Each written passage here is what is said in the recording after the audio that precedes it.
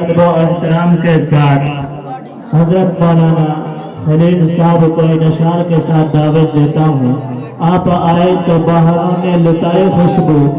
آپ آئے تو بہاروں نے لٹائے خوشبو، پھول تو پھول تھے کانٹوں سے بھی آئی خوشبو.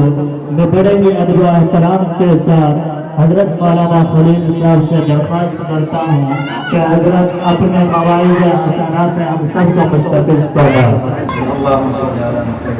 نحمده ونصلي على رسوله الكريم اما بعد اعوذ بالله من الشيطان الرجيم بسم الله الرحمن الرحيم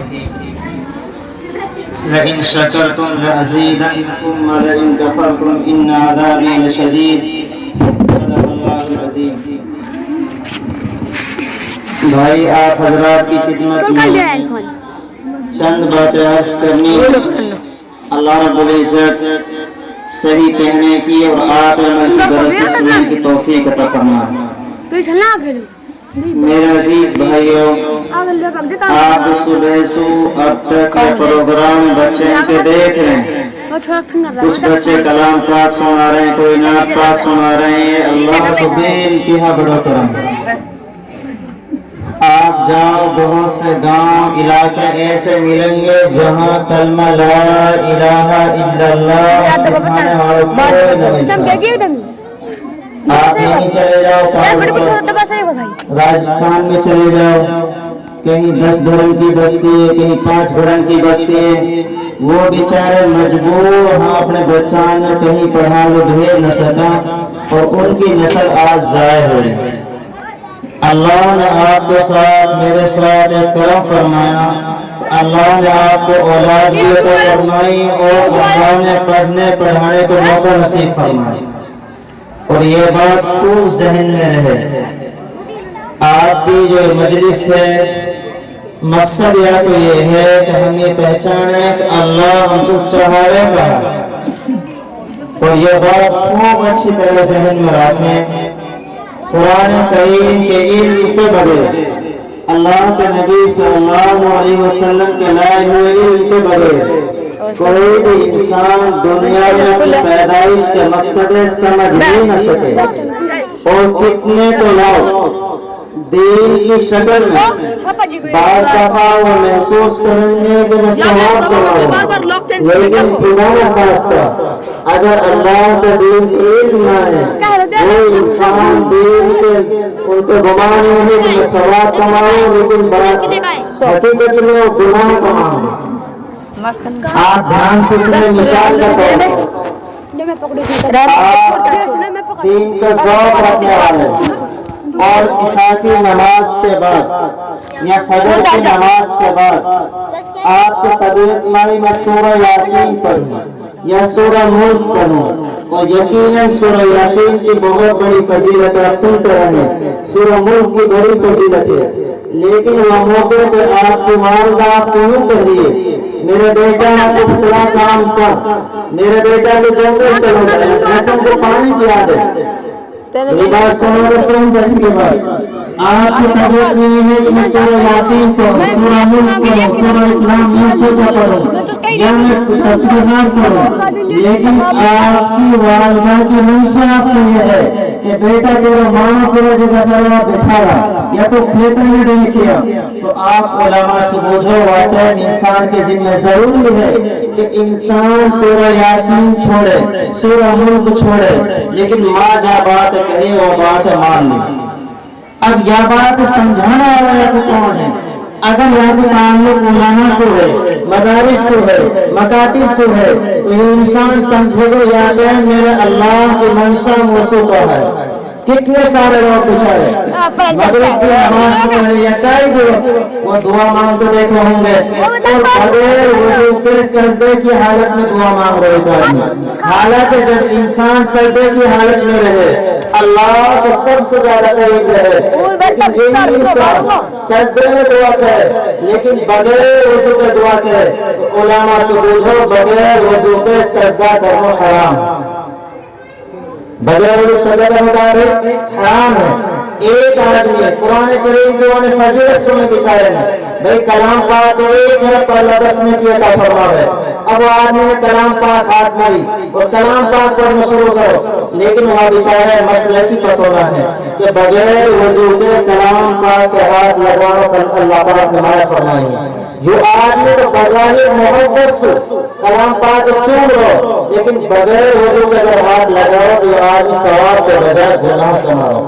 تو ہر کام صحیح کرنے کے لیے انسان ضرورت پڑے گی علم کی اور علم بغیر مساجد کے بغیر علماء کے قریب ہوئے آپ دین کی شکل میں گمراہی کی طرف تو جا سکو لیکن صحیح راستے نہ آ سکو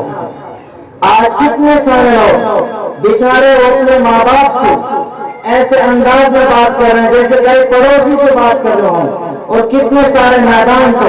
اگر ان کے پتہ نہ ہوتی محسوس ہو گئے کہ پتہ نہ ہے تو باپ ہے یا کوئی اور ہے اپنے باپ سے کہیں تو پڑھو ہے تو کہا جائے اللہ کے بندے یہ جملہ ماں باپ سے کہنا حرام ہے اگر آپ کو تعلق قرآن سے ہے قرآن کریم کی آیت ہے وَلَا تَقُلْ لَهُمَا اُفٍّ اپنے ماں باپ کے تعلق سے انسان اگر تیرے سامنے تیرے ماں باپ میں سے ایک یا دونوں وہ بڑھاپے کو پہنچ جائیں بڑھاپے ضروری نہ ہے چاہے جوانی کو عالم ہو حکم سب کے لیے بڑھاپے کو تذکرہ یعنی رسول بڑھاپے میں آدمی ذرا سی بات کو احساس ہو ماں باپ کی بات کہیں اگر وہ نوجوان ناگواری کے ساتھ سانس ملے کہنا تو بہت دور کی بات کچھ کہہ دی اگر ناگواری کے ساتھ سانس ملے ماں کو لڑنا باپ کو لڑنا یا گرے گزرو یہ بھی بوجھو علماء سے بھی گناہ ہوگا اگر آپ قرآن سے تعلق رکھو گے علماء سے تعلق رکھو گے تو بھائی عزیز آپ کو پتہ چلے کہ میرے باپ کو مقام کہاں ہے میرے بھائی کو مقام کہاں ہے میری بیوی کو مقام کہاں ہے میری بہن کو میرے ذمہ حق کہاں ہے میرے پڑوسی کو میرے ذمہ حق کہاں ہے ورنہ تو آپ کتنی ساری دفعہ آپ سمجھو گے میں نے اچھے کام کرو لیکن آپ اپنی آخرت برباد کر چکے ہو گے مثال کے طور پہ میں جو بات کہہ رہا ہوں کھائی ویسے نہ کہہ رہا ہوں یہاں بڑے بڑے علماء انشاءاللہ آنگے آپ تحقیق کر سکو اگر آپ ایک عالم دین سے کہہ رہے ہیں اور صاحب ٹھہر جاؤ دور سے ایسے عالم دین آپ پکار رہے ہو جیسے آپس میں گفتگو کریں وہ بیٹے کے پڑھنے سے دور سے روک کے کھڑے ہو گئے اور دوسری آواز دے رہے جیسے آپس میں پکاریں اللہ نے یہ بات اپنے نبی کی شان میں صحابہ سے منع فرمائی میرے نبی ایسے نہ پکارو جیسے تم آپس میں اپنا پہ پکارو اگر ایسے پکارو جیسے آپس میں پکارو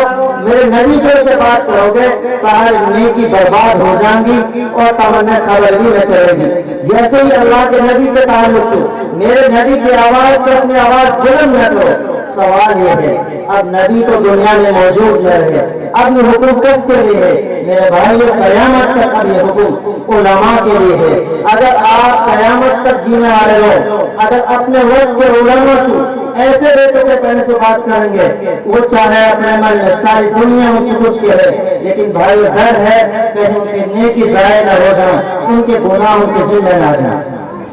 تو میرے بھائیو اگر آپ علم دین سے تعلق رکھو گے تو آپ صحیح راہ پہ رہو گے اور اگر خدا نہ خواستہ علم کے بغیر آپ کتنی دفعہ سمجھو گے مثال دوں آپ کو آپ ابھی عیسی الدین کی بات سنتے ہوئے آپ اس وقت لوگوں تہجد کو اور گھر میں ماں بیمار ہے آپ کی بیوی بیمار ہے اور آپ کی طبیعت کر لیے میں تہجد پڑھوں میں تسبیحات پڑھوں میں کلام پاک کی تلاوت کروں لیکن آپ کی ماں دکھ میں کرا رہی ہے آپ کی بیوی دوا کے لیے تڑپ رہی ہے اگر آپ بیوی چھوڑ کے اب اگر آپ تلاوت میں لگے ہو ماں کی خدمت چھوڑ کے اگر آپ نے نفل نماز کی نیت پائی ہے یہ دین نہ ہے بے دین ہے یہ دین نہ ہے اپنا شوق پورا کرنا ہے تو میرے بھائی خلاصہ کلام یہ ہے آپ اور میں جب تک علماء کے قریب نہ ہوں گے ہم مساجد سے قریب نہ ہوں گے ہم صحیح کہا غلط کہا سمجھ ہی نہ سکیں لہٰذا آپ سب کی خدمت میں مؤدبانہ درخواست ہے اللہ کے لیے آپ اہل علم سے قریب رہیں قرآن کریم اگر جو پڑھے ہیں وہ تلاوت کو اہتمام کریں اللہ کے بندے قیامت میں ऐसे ऐसे लोग भी अल्लाह के बारगाह में हाजिर होंगे जो एक एक रकात में पूरी कलाम पाक पढ़ने वाले। और फातिमा रज़ियल्लाहु अन्हा सर्दी की लंबी रात में नमाज की नियत बांधी, 2 रकात नमाज, सलाम इतना मुकम्मल न हो इतना अजान शुरू होगी और फिर रोने बैठ गए, अल्लाह तो आपकी रात भी छोटी हो चुकी है। हालांकि भाइयों रात छोटी नहीं बल्कि अल्लाह से ताल्लुक बड़ा अजीब। उस्मान गनी रज़ियल्लाहु अन्हु फरमा करें, ये लोगों को हर दिन गुनाह से पाक हो गए, कलाम पाक की तिलावत से हर दिन कभी भरते ना। आज उलमा फरमाए हम हर चीज पे इत्मीनान करने वाले हैं। कपड़ा साफ करने का इत्मीनान होना चाहिए, मकान को शौक, सवारी को शौक, हर चीज को शौक है, लेकिन दूरी है तो अल्लाह की किताब से दूरी है। याद रखें हम सब, अगर आप कलाम पाक करे हो या आप कलाम पाक से दूर हो, दुनिया की कोई ताकत कलाम पाक से दूरी के साथ आपको कामयाब न कर सकेगी।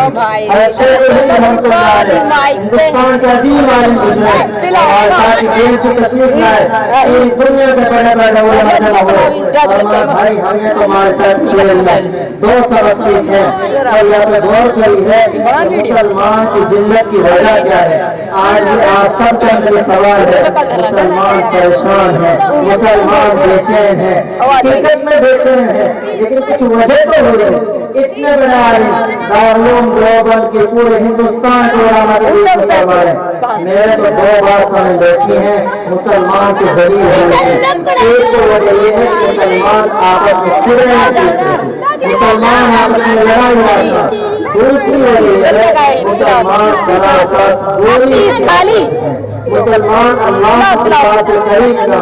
हजरत ने आज फरमाया, लिहाजा मेरा तो फैसला है पूरी जिंदगी अपनी 2 मेहनत में लगाऊंगा, खुद भी कलाम पाक से करीब होऊंगा और पूरे मुसलमान ने समझाऊंगा कलाम पाक से करीब हो,